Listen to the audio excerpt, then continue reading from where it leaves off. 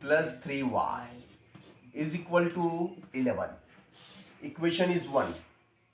Second equation है आपकी 2x minus 4y। 2x minus 4y is equal minus 24। Equation second. ये दो समीकरण हमें दी गई हैं। इन दोनों को हल करके हम क्या करेंगे, इन दोनों को हल करके x और y के मान निकालेंगे। अब इन दोनों समीकरणों को हल करने की आपके सिलेबस में विधियां दे रखी है। एक तो विलोपन विधि है, एक प्रतिस्थापन विधि है ना, और एक वज्र गुणन विधि भी है शायद, है ना।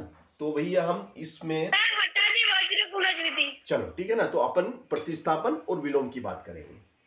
तो भैया प्रतिस्थापन से हम देखते हैं, विलोपन से हम देखते हैं, है ना। x को विलोपित कर देंगे, है ना। तो विलोपन विधि से हल करेंगे हम। तो ये भी प्लस का 2x है, ये भी प्लस का 2x है, तो प्लस प्लस के दोनों हैं, तो भाई इसको हमें माइनस का करना पड़ेगा, इसको 2x को माइनस का बनाना पड़ेगा। तो इस समीकरण दो के चिन्ह बदलने पड़ेंगे हमें। समीकरण 2 के चिन्ह बदलने पड़ेंगे। तो चिन्ह बदलने के लिए हमें घटाना पड़ेगा। यह लिखेंगे घटाने पर। घटाने पे चिन्ह बदलते हैं। घटाने पर समीकरण 1 में से समीकरण 2 को घटाएंगे, है ना। तो घटाने पे क्या होगा कि ये प्लस का 2x है ना, माइनस का हो गया। ये माइनस का 4y, माइनस 4y माइनस नहीं रहा, अब प्लस का हो गया। माइनस का 24, माइनस 24 माइनस नहीं है, प्लस हो गया। प्लस का 24 हो गया, ठीक है ना। तो भैया ये जो माइनस का 2x है और ये प्लस का 2x है, तो प्लस माइनस कैंसिल हो जाएगा, ये कैंसिल हो गया। अब प्लस के 3y प्लस के 4y plus 3y plus 4y plus 3y plus 4y, तो ये हो गए प्लस 7y बराबर।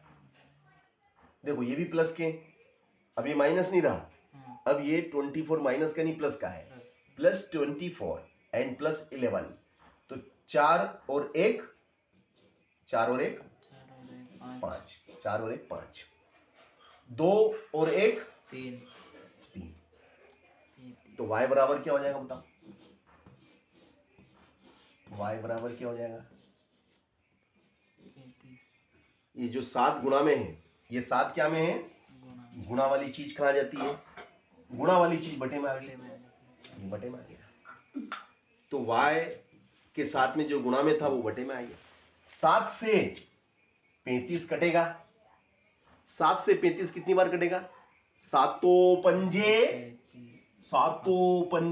35। तो इस प्रकार y का मान आपका कितना आया, y का मान आपका आया y इज इक्वल टू 5। अब आपने y का मान निकाला, y के मान को आप समीकरण 1 में रखेंगे, है ना, तो x का मान निकलेगा। अब लिखेंगे y का मान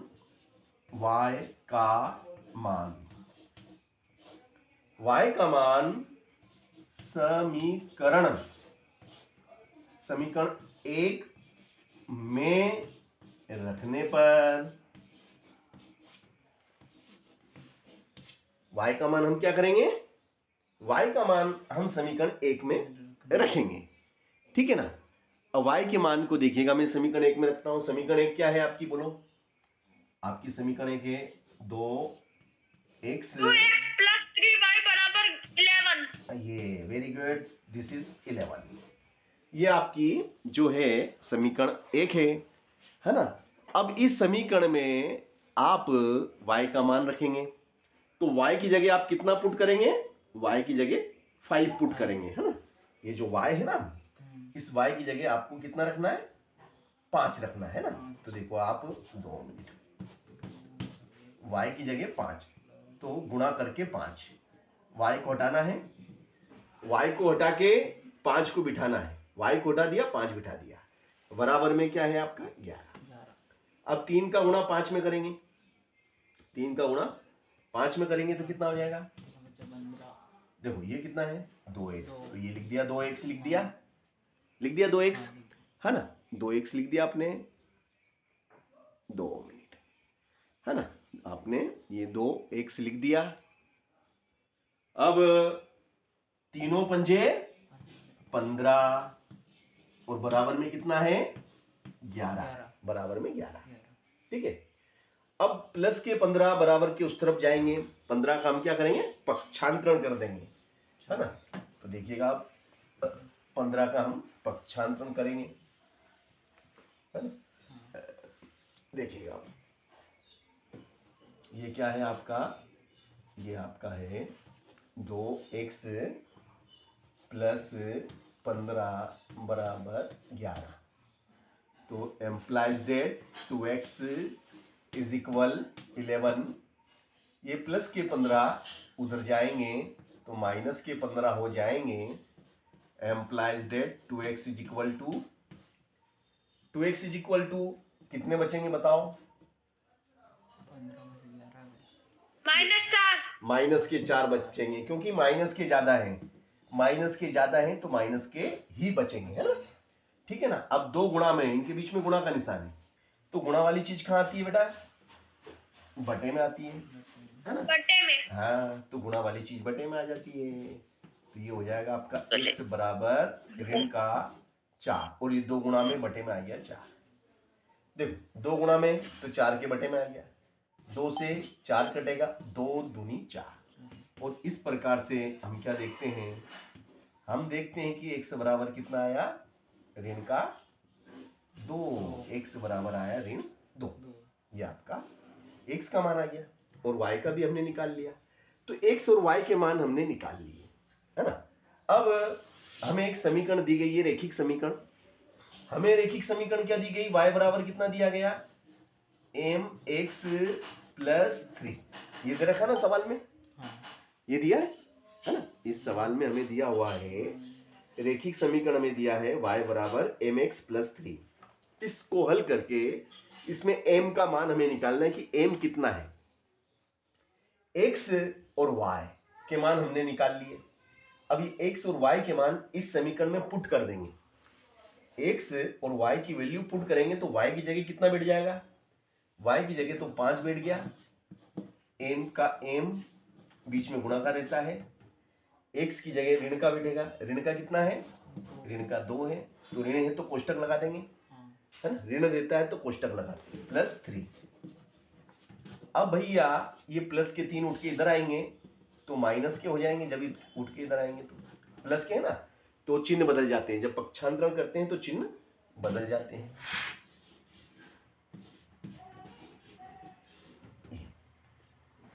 अब 5 में से घटा दो 3, 5 में से घटा दो 3 तो कितने बचेंगे, 5 में से घटा दो 3 तो बचेंगे 2। अब ऋण 2 गुणा में है, तो ऋण जो गुणा में है वो कहाँ आ जाएंगे, बटे में आ जाएंगे, तो ऋण कितने बटे में आ गए, ये बटे में आ गए। अब भैया 2 से 2 कटेगा, 2 एकम 2 एकम 2, तो m बराबर कितना आ जाएगा भैया, m बराबर आ जाएगा ऋण का कितना 1, ऋण 1, m इज इक्वल टू -1।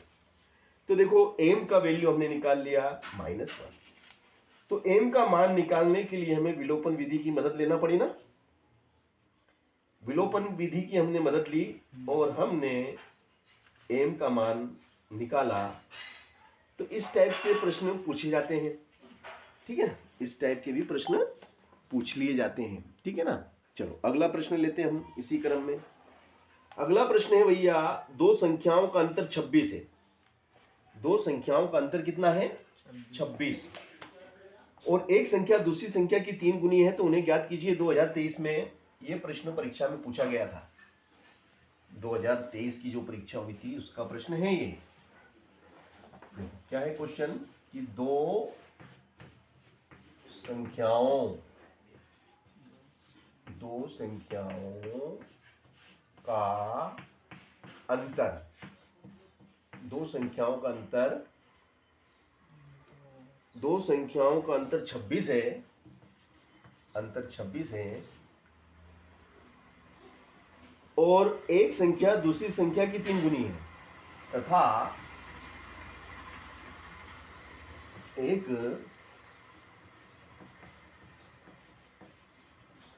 संख्या दूसरी संख्या एक संख्या दूसरी संख्या की 3 गुनी है।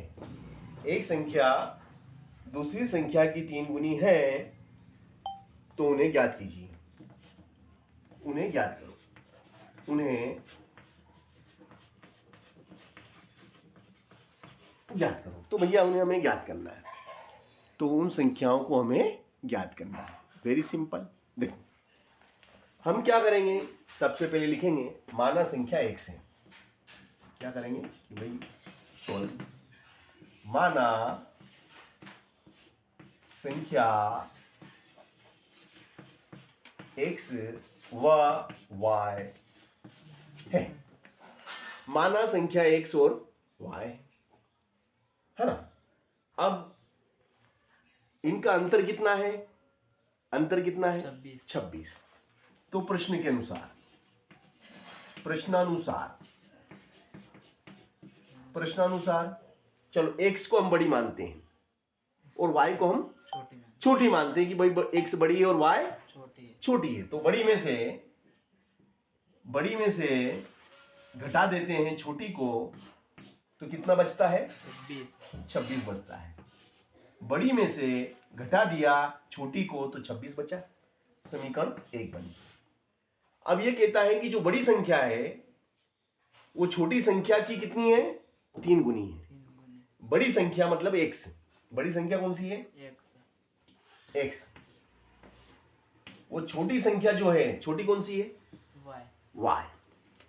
छोटी y। तो वो कहता है कि भैया बड़ी संख्या जो x है, छोटी संख्या y, बड़ी x, छोटी y। तो बड़ी छोटी की 3 गुनी है। छोटी की 3। जैसे कि मान लो बड़ी अगर 30 है, बड़ी संख्या क्या है? 30। और छोटी 10 है, छोटी क्या है? 10। तो वो इसकी 3 गुनी, तो बराबर हो गए कि नहीं?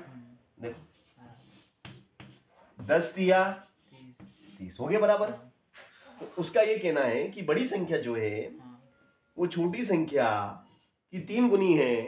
तो छोटी की 3 गुनी है तो छोटी में 3 का गुणा करेंगे, क्योंकि छोटी में 3 का गुणा करेंगे जब तो वो बड़ी के बराबर होगी। छोटी में 3 का गुणा करेंगे तभी तो बड़ी के बराबर होगी। तो अब इनका बैलेंस बन गया, अब ये दोनों बराबर है। तो यहां लिखेंगे पुनः प्रश्नानुसार। पुनः प्रश्नानुसार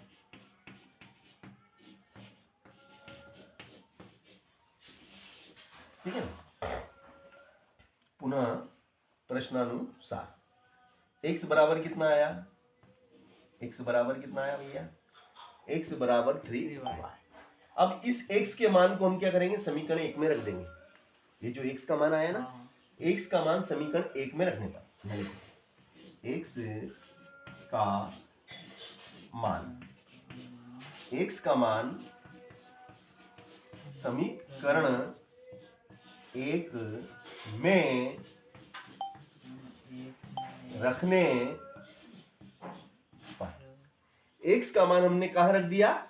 समीकरण 1 में रखना है ना भैया। समीकरण 1 में रख देते हैं, कोई दिक्कत नहीं, अभी रख देते हैं समीकरण 1 में।